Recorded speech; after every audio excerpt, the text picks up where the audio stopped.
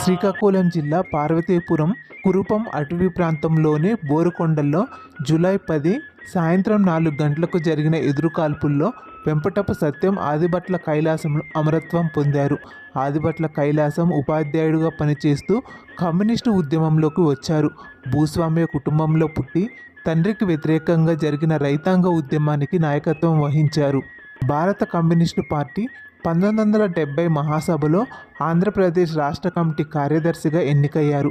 ఆ తర్వాత 2 నెలలు కూడా తిరగకుండానే బోరుకొండల్లో పోలీసులు సత్యం కైలాసంను కాల్చి చంపారు.